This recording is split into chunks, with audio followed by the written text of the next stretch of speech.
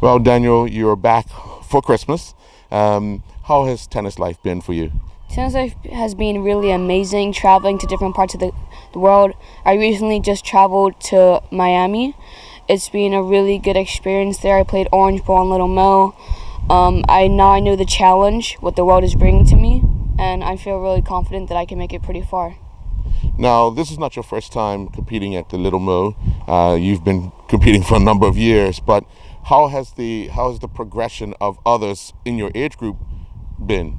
It's been really hard, actually, because everybody just wants to be the best and they're fighting to just win. So I know that there's not going to be no easy or slackers in the tournament, so I just have to try hard.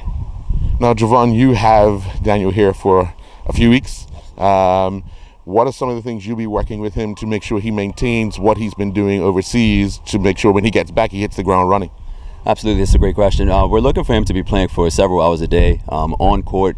Obviously, the focus is going to be on footwork and effort. We can't really replicate the level of tennis that he's getting out in Menorca, but we're doing our best to bring out some of the older kids to play at the level that he's used to out there in Spain. How many hours a day do you think someone of his age should be doing to make sure that he can reach the full potential of what he wants to do in the sport of tennis? It's a controversial topic at this point. There's scientific studies being done about specialization at this age. But from what I've seen, the professional tennis players play at the level that Daniel's been playing since they were like 8, 9 years old, 3 and 4 hours on a court a day, 6 days a week, and that's just on court. We're not talking about their off-court work.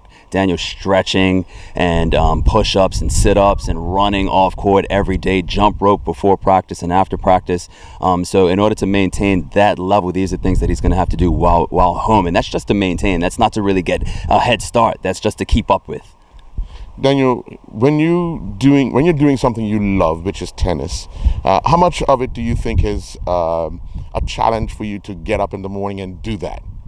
Well, it's always a challenge because you know that you have to work hard mostly every day or every minute to just be the best. So it's like waking up in the morning and having to go for a 12-kilometer run. Like, it's really hard. Now, how much work do you put in the gym as opposed to on the court? I put about, in the academy in Mallorca, I'll put about 2 hours or an hour. But I think an hour and a half, the other half an hour is stretching and mobility and arm prevention. But that's just off court. On court, it's about 4 hours. When you look at yourself from, say, 8 years old to where you are now, can you believe the progress? No, not really, because I remember me barely serving. Now me hitting a consistent serve. So it's really amazing. Where do you plan to be, or what is the plan for 2018 for you? My plan is to be up there with all the other kids, making it and doing as best as I can, just improving every day. Now, the last time you were here, you played in the Bermuda Open, playing upper age as well as your age group. But the challenge you found playing the upper age kids? Oh, it was like same to me playing like the under 12 kids in an Orange Bowl, or even like worse. But it's still tennis, and I still have to improve so many things. When you saw him play the last time in Bermuda, what did you think of his game? Definitely improved. When you start getting up into the 16 and unders, which is the age group that he was playing, not up one age group, but up 2 age groups. They're bigger, they're faster, they're stronger, they've got a bit more experience, and maturity plays a large factor as well.